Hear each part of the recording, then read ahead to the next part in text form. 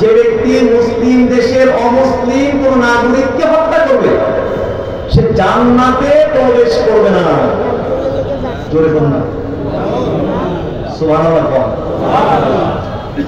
এবং জান্নাতের ঘ্রাণ পাবে না, যদিও এই জান্নাতের ঘ্রাণ যায় 40 বছরের দূরত্ব পথ পর্যন্ত। জান্নাতের ঘ্রাণ কত পর্যন্ত? তাইলে যে মুসলিম দেশের অমুসলিম কোন নাগরিককে হত্যা করবে সে জান্নাতে তো ঢুকবেই না, এমনকি জান্নাতের ঘ্রাণও পাবে না। জান্নাতের ঘ্রাণ যায় 40 বছরের দূরত্ব পথ পর্যন্ত। তাইলে এই লোকটা চিন্তা করে দেখো যে জান্নাত থেকে কত দূরে থাকবে। আর জোরে বলুন সুবহানাল্লাহ। অমুসলিমদেরকে অধিকার দিয়েছেন, জীবনের অধিকার। বলুন সুবহানাল্লাহ। আল্লাহ রাসূল বলেছেন যে ব্যক্তি কোন অমুসলিম নাগরিকের উপর জুলুম করবে,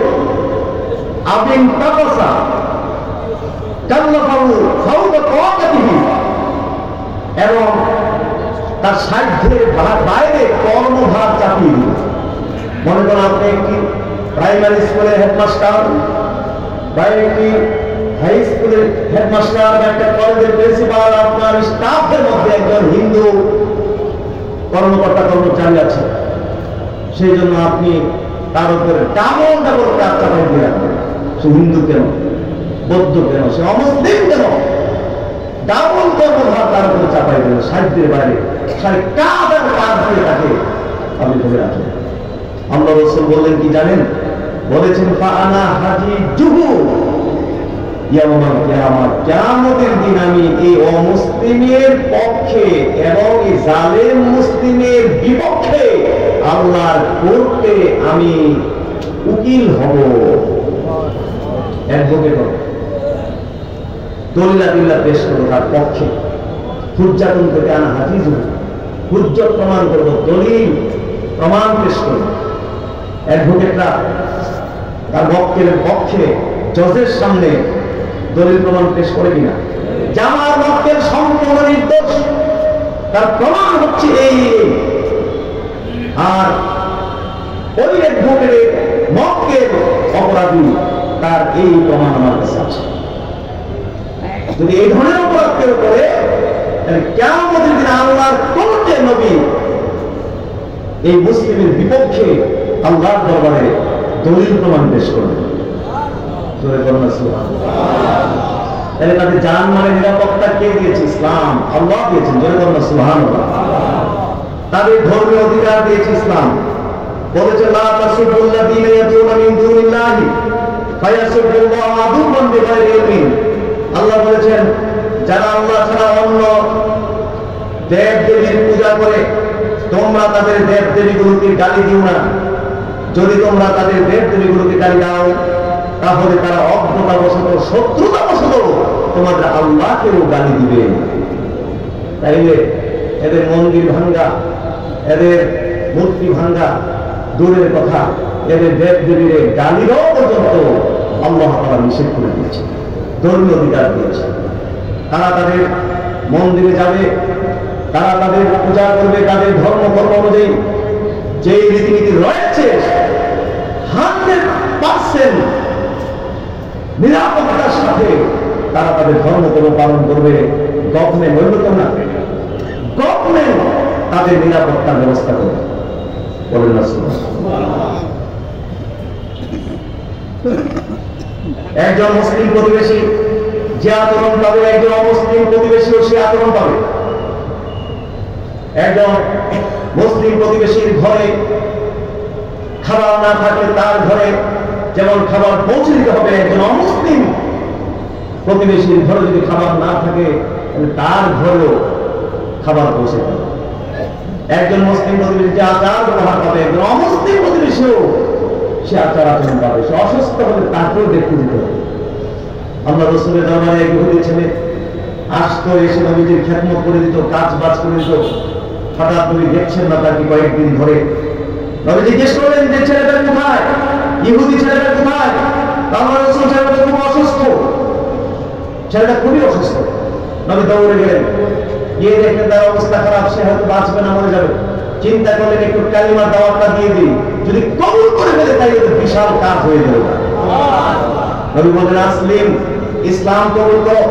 ছেলে তার বাবার দিকে তাকালো, বাপ হতো দাঁড়ায় বিশুদ্ধ পাশে, বাপের দিকে তাকাইছে, মানে বাপ কি করে, নবী যে কইছে ইসলাম কবুল করো, বাবা কি বলে, এই জন্য বাবার দিকে তাকাইছে। বাবা বলে দিল আপনি আবুল কাসেম, তুমি আবুল কাসেম মুহাম্মদ সাল্লাল্লাহু আলাইহি ওয়াসাল্লামের তুমি অনুসরণ করো। সাথে সাথে বলল আশহাদু আল্লা ইলাহা ইল্লাল্লাহ ওয়া আশহাদু আন্না মুহাম্মাদান আবদুহু ওয়া রাসূলুহু। আল্লাহ নবীজি আল্লাহ শুকরিয়া আদায় করতে করতে বের হলেন, যে আল্লাহ আমি শুকরিয়া আদায় করে বের হলেন, বললেন আমি সেই আল্লাহর প্রশংসা করি যে আল্লাহ এই ছেলেটিকে জাহান্নাম থেকে মুক্ত করে দিয়েছেন। অমুসলিম নারী তার ধর্মে ধর্মে যে সে উলঙ্গ চলার বিধান থাকে, উলঙ্গ চলবে। কোন মুসলিম সেই অমুসলিম উলঙ্গ নারীর দিকে তাকাতে পারবে? বলে মুসলমান মেয়ের দিকে না তাকান দেখবো না, এই যে অমুসলিম হিন্দু মেয়ে সুতরাং একটু তাকাই না, এরকম সুযোগ আছে না? এই ক্ষেত্রে আল্লাহ কি বলে দিয়েছেন, চক্ষুকে নিম্নগামী করো। অমুসলিম চলবে, ওদের ধর্ম ধর্ম চলবে, কিন্তু আপনি চক্ষুকে নিম্নগামী করতে হবে।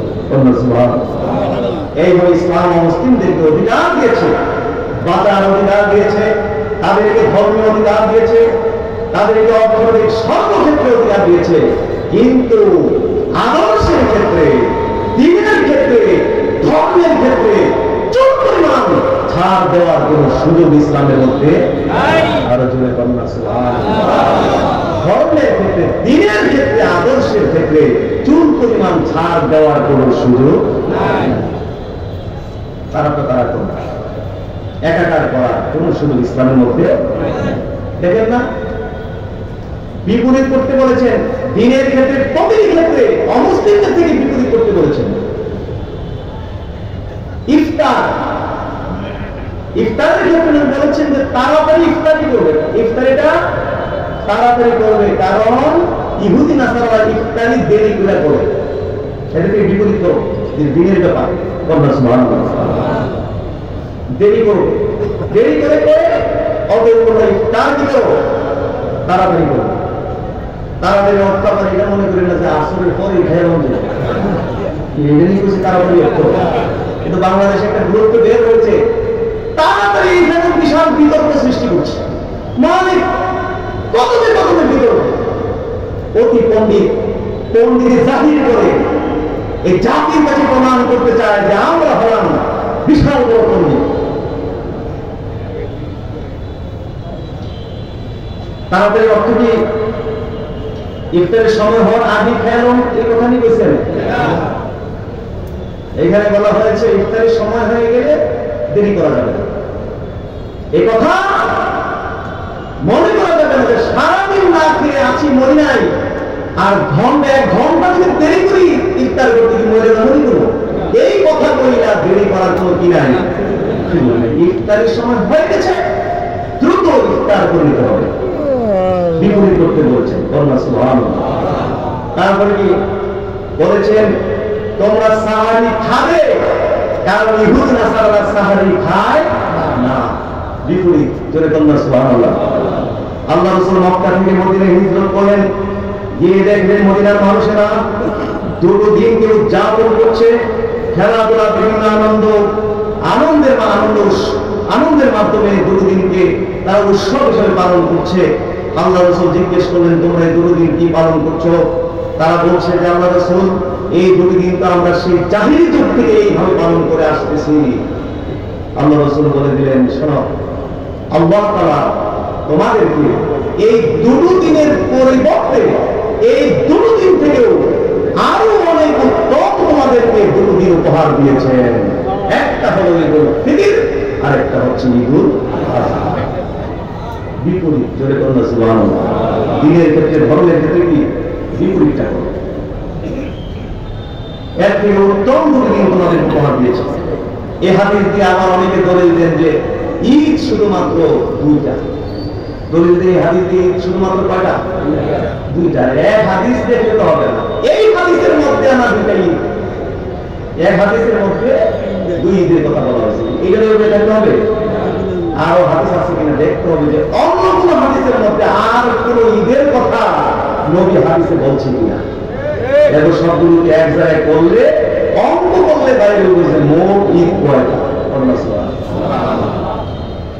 কোন ইবাদতে একটা আয়াতে কারিমা দিয়ে বা একটা হাদিস দিয়ে সাব্যস্ত হয়ে যায় না।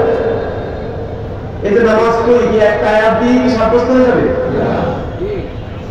বা একটা হাদিস দিয়ে কি সাব্যস্ত হয়ে যাবে? কোরআনে এক জায়গায় গেলে পাবেন আল্লাহ হুকুম করেছেন নামাজ পড়ো, আরেক জায়গায় গেলে পাবেন রুকু করো, আরেক জায়গায় গেলে পাবেন সেজদা করো। আবার হাদিসের কাছে যেতে হবে, সেখানে গিয়ে আবার বুঝতে হবে যে সেজদাটা কেমনে করতে হয়, রুকুটা কেমনে করতে হয়।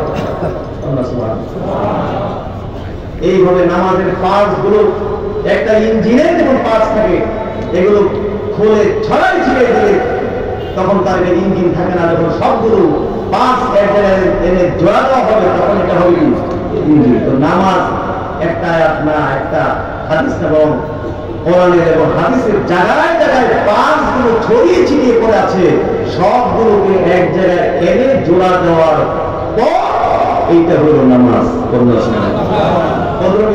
ঈদ একটা হাদিসের মধ্যে এই দুইটা ঈদ পাইছেন বলে সিদ্ধান্ত দিয়ে দিলেন যে বছরে মাত্র দুইটা ঈদ। এটা মূর্খদের কথা। আর কোন হাদিসে আর কোন ঈদের কথা বলা হয়েছে কি না? তাই তো দেখবেন জুমার দিনকে ঈদের দিন বলা হয়েছে। কোন দিনকে? আর এই হাদিসে গেলে আবার পাবেন যে আরাফার দিনকে ঈদের দিন বলা হয়েছে। আরেক জায়গায় পাবেন আইয়ামে তাশরীকের দিনগুলোকে কি বলা হয়েছে। তাহলে জুমার দিন যদি ঈদের দিন হয় তাহলে বছরে কয়টা জুমা? মাসে কয়টা জুমা? সেটা হলে 4-12 কয়টা? নাকি কোনো মাসে 5টা মাসে ঈদ আরো একটা বাঁচতে থাকে। এইভাবে সবগুলো ঈদকে যদি একটা ওরা করতে হন, এক ওরা হবে হাদিসের ঈদ। এগুলো হাদিসের ঈদ, শরীয়তের ঈদ।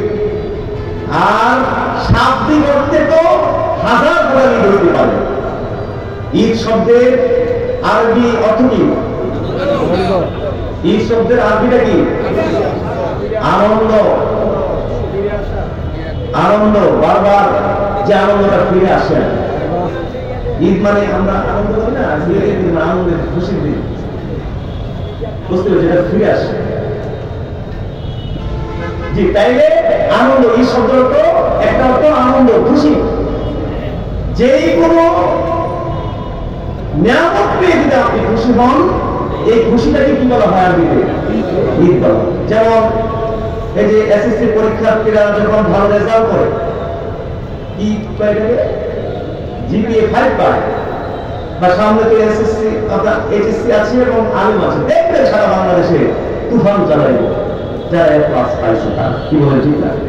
স্কুলের মধ্যে গিয়ে চিল্লা চিল্লি আনন্দের চোটে খালি এই বিমানের কিরা বিটুই নাকি বিজয় এই দেখাবে, এরকম চিল্লার কেমন?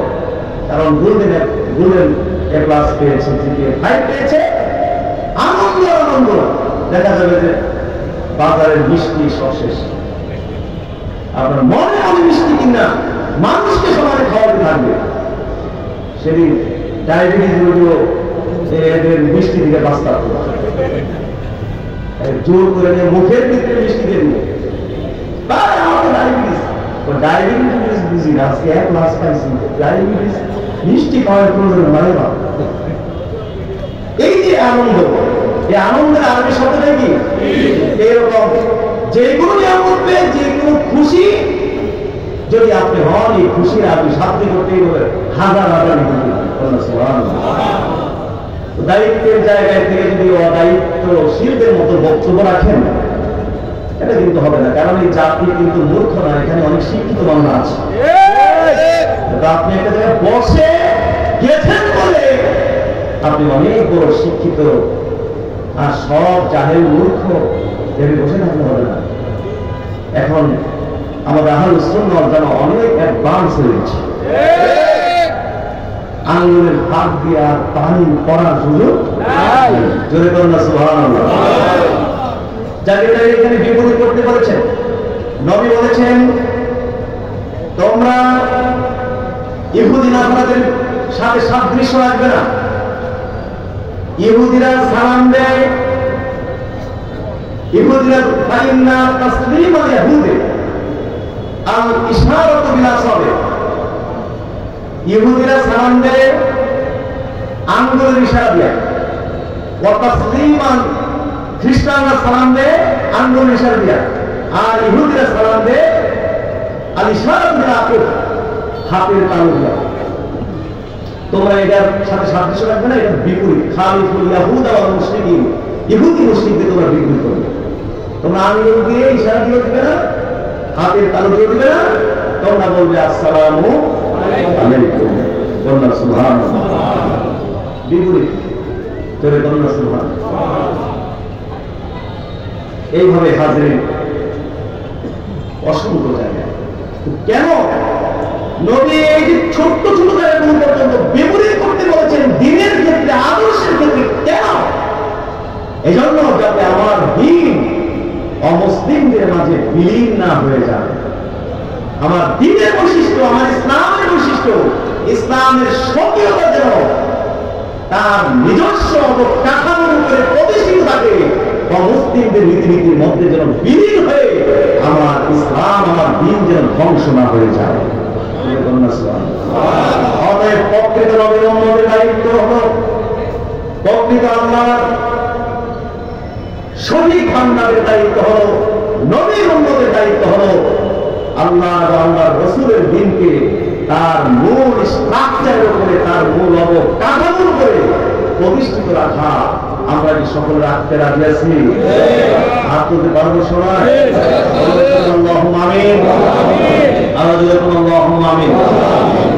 তাই হাজিরিন, আমরা প্রতিটি কাজ আল্লাহ রাসূলের আদর্শ অনুযায়ী আমাদের করতে হবে। রাজি আছেন না?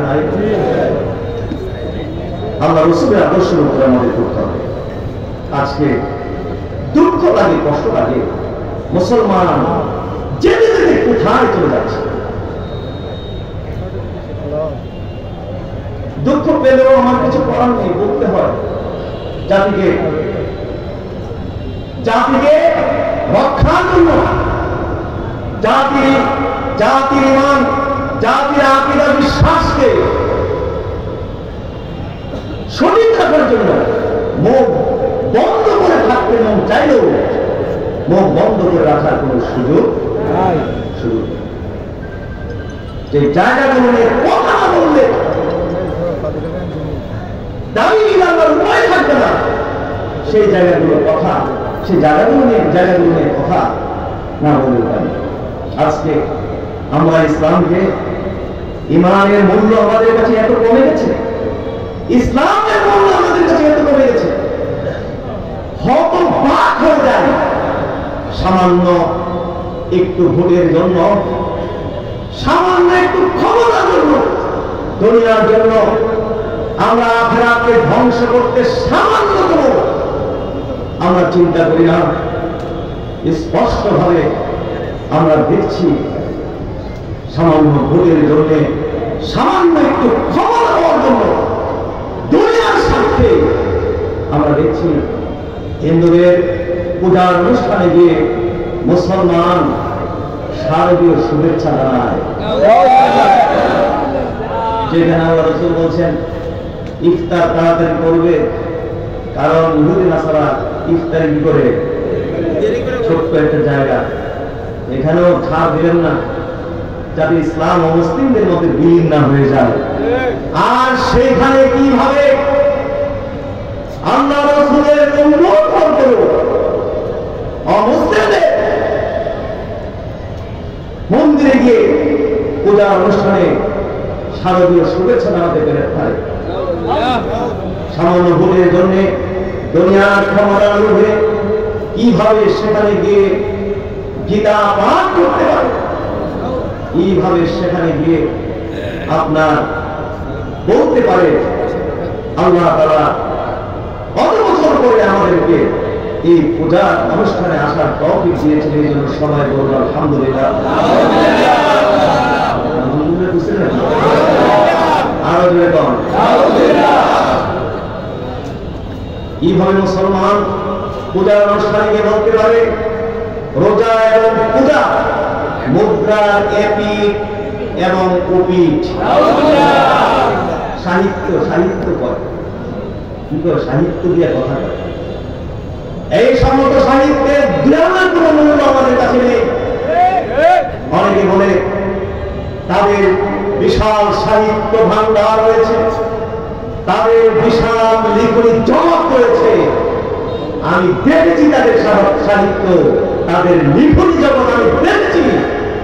এই সমস্ত সাহিত্য এবং লিখনি জগৎ আমাদের কাছে দিয়ে আনার কোন মূল্য নেই। কারণ যে সাহিত্যের সাথে কোরআন হাদিসের সম্পর্ক নেই, যে সাহিত্যের সাথে কোরআন হাদিসের সংঘর্ষ আছে, এই সাহিত্যের তোলা পয়সারও কোন মূল্য আমাদের কাছে নেই। কিন্তু আজকে ইউনিভার্সিটির ছেলেরা, কলেজ বিশ্ববিদ্যালয়ের ছেলেরা তারা মনে করে আরে বাপরে বাপ, এই দল হলো সবচেয়ে শিক্ষিত দল, তাদের হাতে আছে বিশাল সাহিত্য ভান্ডার, তাদের আছে লিখনি জগৎ আছে, এই আছে সেই, সুতরাং আমরাও শিক্ষিত, সুতরাং আমরাও শিক্ষিত দলের মধ্যে ঢোকা দরকার। এই মনে করা আজকে দেখা যাচ্ছে দিনের জ্ঞান না থাকার কারণে, ইসলাম সম্পর্কে প্রকৃত জ্ঞান না থাকার কারণে বিভিন্ন চাকচিক্যের প্রতারণায় পড়ে ঈমান আমল ধ্বংস করে দেশের ছাত্র লক্ষ লক্ষ যুবক আজকে আপনার জাহান্নামের দিকে রওনা করছে। আমি আহ্বান করব বাংলাদেশ তালিম হিজবুল্লাহ আমির হিসাবে আমি আহ্বান করব এই তালিম হিজবুল্লাহ সংগঠনের সকল নেতাকর্মী সহ সমর্থক সদস্যদেরকে আমি বলবো, সোনাগান দরবারের ভক্ত মুরিদ যারা আমাদের সাথে রিলেটিভ, আপনাদেরকে বলবো, বিশেষ করে ছাত্র কাফেলা যুবক কাফেলাকে বলবো, প্লিজ কোন চাকচিক্যের প্রতারণার শিকার আপনারা হবেন না। চাকচিক্যের, যে চাকচিক্যের সাথে কোরআনের সম্পর্ক নাই, যে চাকচিক্যের সাথে হাতের সম্পর্ক নাই, শুধু ফ্লেভার, ইসলামের ফ্লেভার। শুনেছি আমের জোশ মানুষ খায়, কিন্তু এটা নাকি প্রকৃতপক্ষে পচা মিষ্টি কুমড়া। কি পচা? পচা মিষ্টি কুমড়া, মিষ্টি কুমড়া না, পচা মিষ্টি কুমড়া। কিন্তু ফ্লেভার দিয়েছে আমের, গ্রাম দিয়েছে আমের, কালার দিয়েছে আমের, দেখতে আমের জোশ, গ্রাম আমের জোশ, খাইতো আমের স্বাদ, কিন্তু আসলে খাইতেছে পচা মিষ্টি কুমড়া।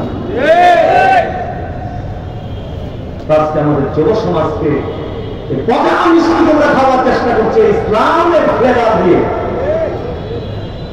এটা মারাত্মক অন্যায়।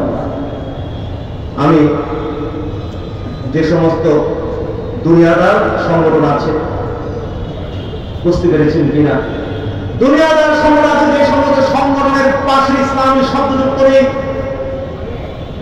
বিএনপি আওয়ামী লীগ সহ জাতীয় পার্টি বা দুনিয়াদার যে সমস্ত সংগঠনগুলো আছে, আপনাদের অনুরোধ করব, প্লিজ আপনারা মুসলিম, প্লিজ এইভাবে আপনারা আপনাদের মান ধ্বংস করবেন না। যারা গেছেন তওবা করেন আল্লাহর কাছে। আমরা বিশ্বাস করি যে আপনারা হয়তো অজ্ঞতার কারণে জানেন না, মাসলা জানেন না, সেই জন্য আপনারা গেছেন।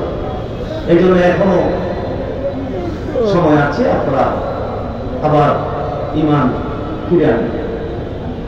আর যে সমস্ত সংগঠনের রাজনৈতিক সংগঠনের সাথে ইসলাম যুক্ত আছে, এই সমস্ত সংগঠনের নেতারা পূজার অনুষ্ঠানে যে সমস্ত কথাবার্তা বলেছে, যেমন রোজার পূজা মুদ্রার এটি রুটি, এই কথাটা বলার সাথে সাথে এক সেকেন্ড লাগে নাই, সাথে সাথে বেঈমান হয়ে গেছে। একজন অজ্ঞতার কারণে করে, মূর্খতার কারণে করে, আরেকজন ধোঁকা দেওয়ার জন্য আপনার ইমানে করে। এই জন্য ইমান এক সেকেন্ড লাগে আছে। এক সেকেন্ড ইমান চলে। সুতরাং অনলাইনে প্রকাশ্যভাবে তওবা করে কালিমা করে মুসলমান হন, কারণ দুনিয়ার কিছু না, আখিরাতকে আমাদের এক নম্বর প্রায়োরিটি দিতে হবে। কষ্ট পাচ্ছেন নাকি আপনারা? আমাদের দায়িত্ব, বিশেষ করে আমাদের সাথে রিলেটিভ যারা, তাদেরকে সতর্ক করা দায়িত্ব। আমি আগেই বলেছি, সারা দুনিয়ার মানুষ কথা শুনবে সেটা আমি বিশ্বাস করি না, এটা আমাদের সাথে রিলেটিভ করেছে।